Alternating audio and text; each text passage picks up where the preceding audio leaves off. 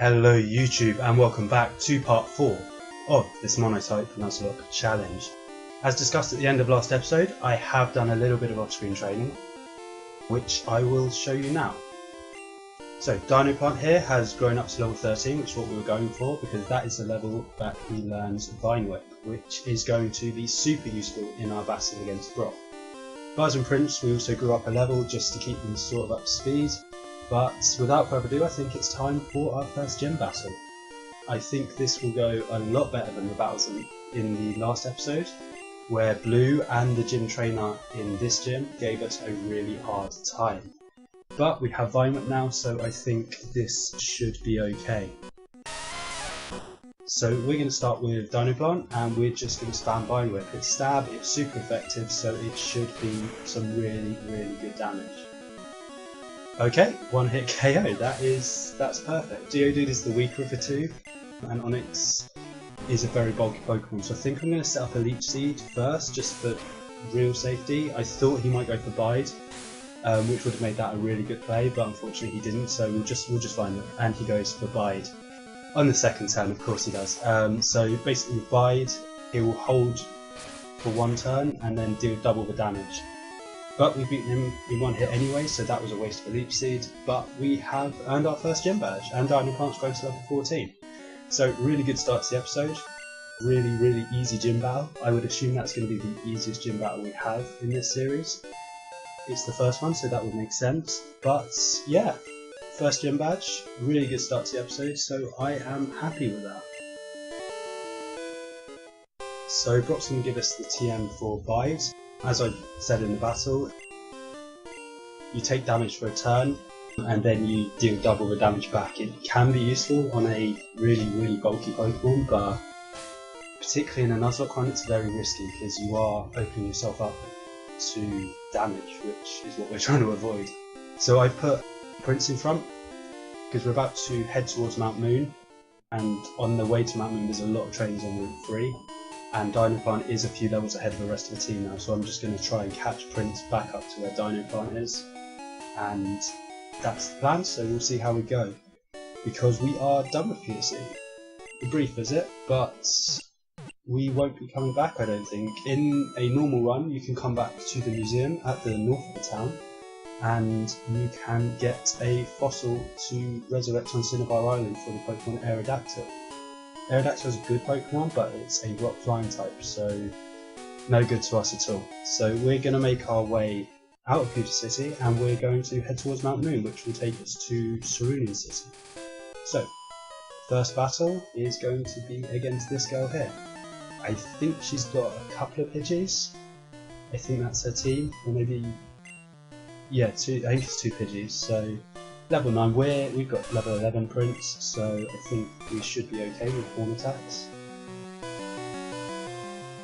And these Pidgeys need to stop sand attacking, I'm not a fan of that.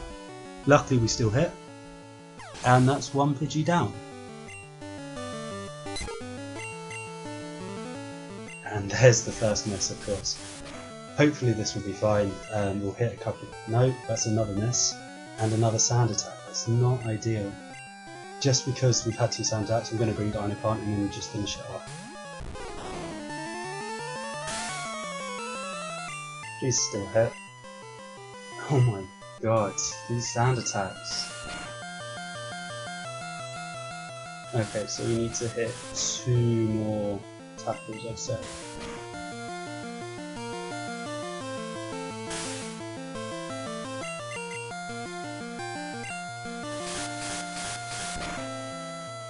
Okay, come on.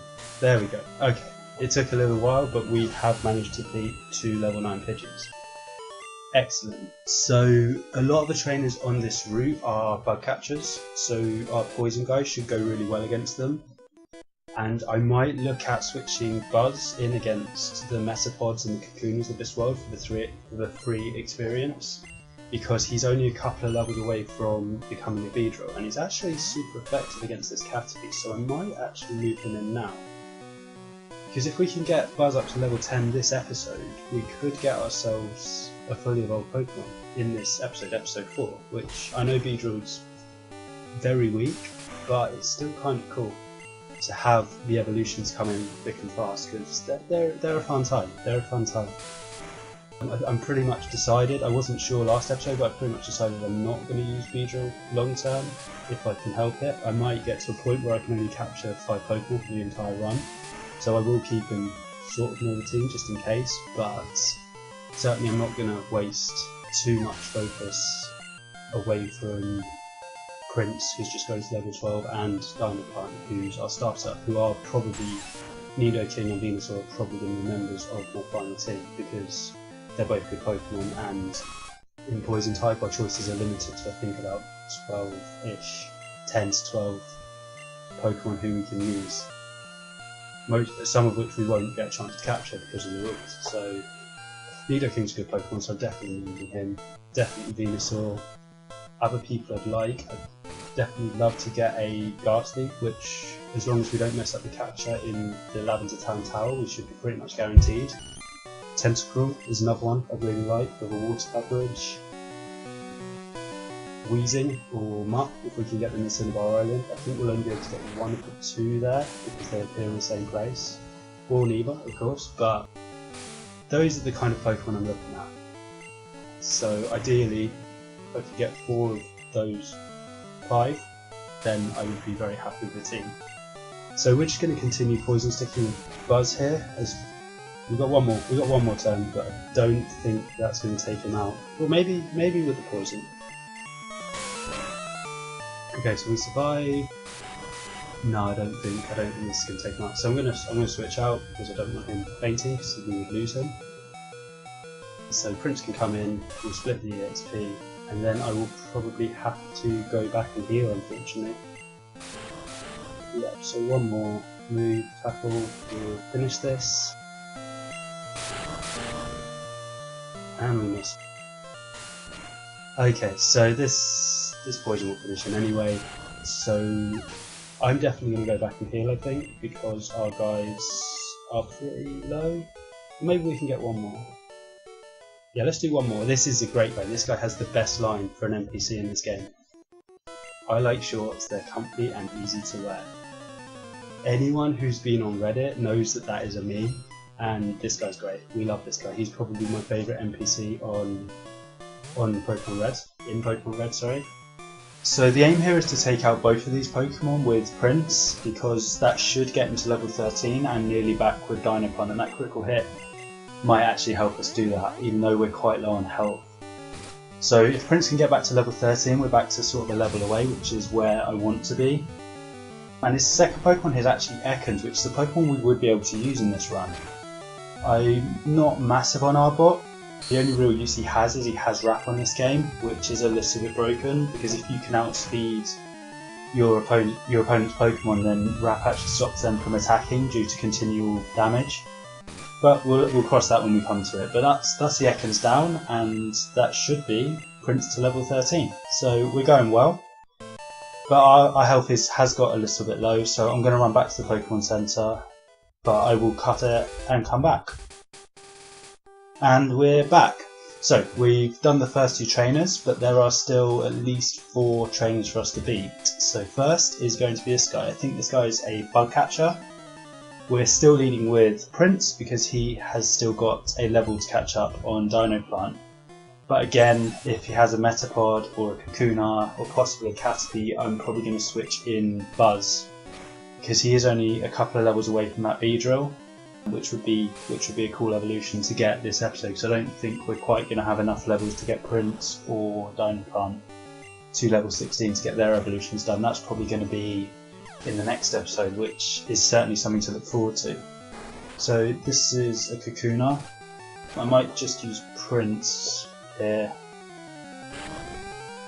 No, I'll bring Buzz in, get the experience.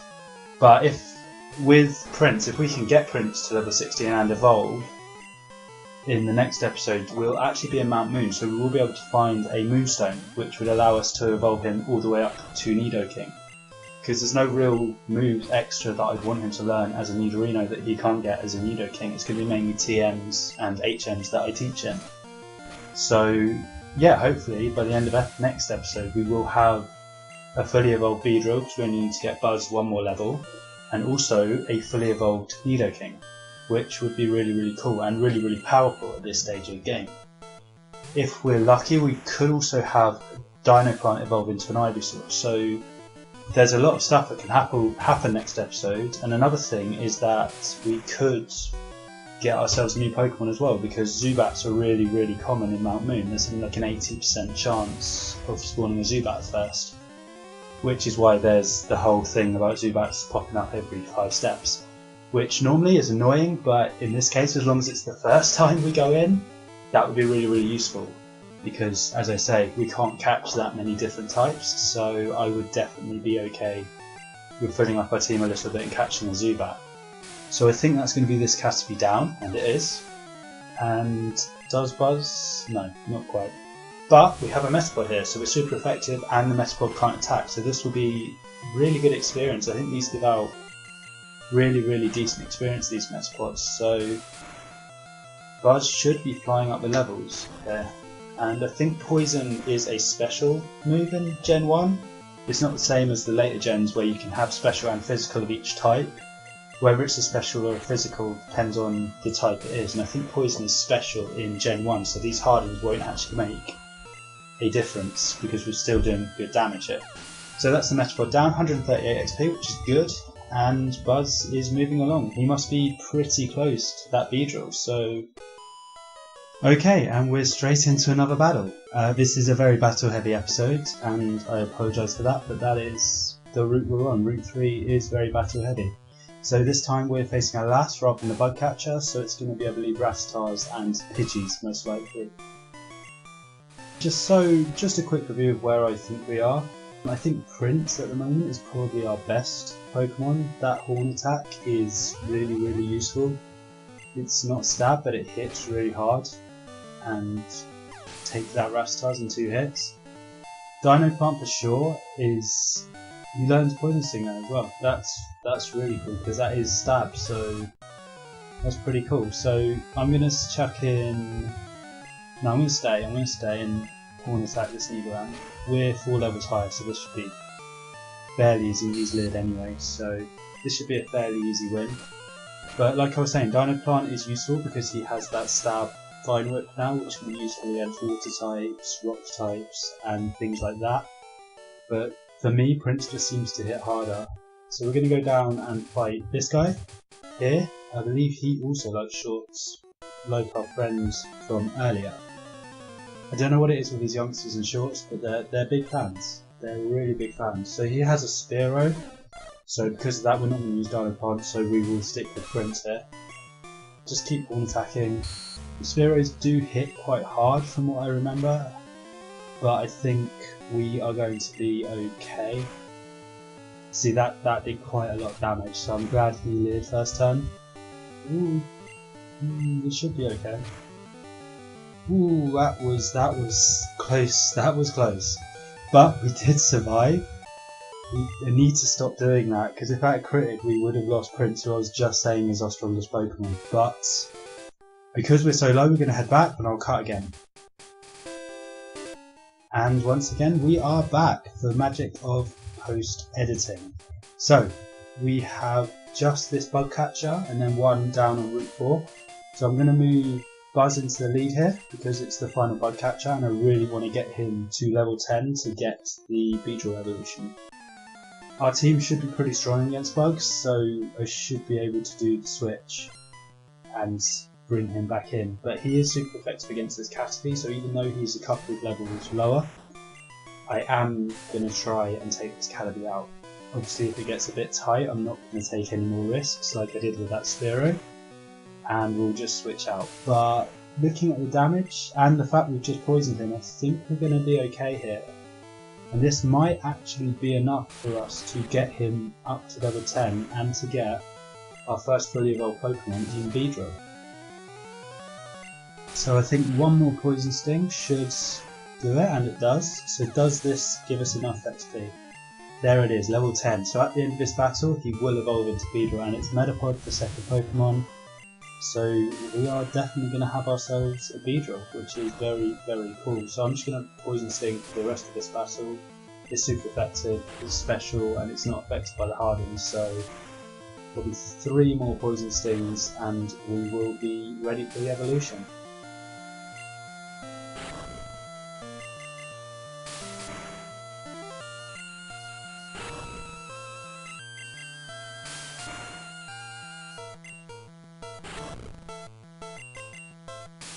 Okay, and that's the Mespod down, and with that we are going to have our first fully evolved Pokemon. Like I say, I'm probably not going to be using Beedrill for the whole run, or even for much longer in a run, but it's a cool looking Pokemon and it's really good to have new Pokemon, evolutions, gym battles, all that kind of thing are really good to have in episodes because the battles aren't as exciting. So in the grass below there are actually no poison type Pokemon we can capture, which is why we're going to jump straight into this battle. So the grass below, for reference, you could capture, I believe, Spearow, Jigglypuff and Pidgey, which is why the developers have given this girl a Jigglypuff. Now Jigglypuff can be really annoying, so that poison is great because it knows Sing. And even with a fully evolved Beedrill, we take 12 damage, I think it was there, or 11, we were on 22, weren't we? So even with a fully evolved Pokemon we take, that was a good switch on disabled, we took quite a lot of damage there. They do hit, Jigglypuff does hit quite hard, so we set up a really cheeky poison and leech seed double, which it's not that nice, but it's how we're going to do this. So let's see how much Vine does. Not too much, and we have been put to sleep. So I think I'm going to leave Dino Plant in even though he's asleep and just let that poison and leech seed just chip and chip and chip away at Jigglypuff's health. So hopefully we'll wake up in a couple of turns. Luckily he's just used Disable again, which was a bit silly, but so we're just chipping away each turn. So Dino Plant's just going to keep sleeping away. Hope he's having some nice dreams. So the pound does about 8 to Dino Plant. We'll get a little bit back with the Leech Seed. We'll get 3 back, that's quite good. So we're only taking 5 damage, so by the time... And he's disabling anyway, so we've got more than enough help to get through this, and this is the last battle we'll have to do before we get to Mount Moon. So I'm just going to let the poison and the Leech Seed chip away, and then we will be pretty much at the end of the episode really. So that's Jigglypuff down. Buzz has grown up to level 11, so he's catching up with Dino Plant and with Prince. So all in all, that's a pretty successful episode. We beat Brock, we evolved Buzz into Beedrill, which was really cool, and we have 2 level 14 Pokemon in Dino Plant and in Prince.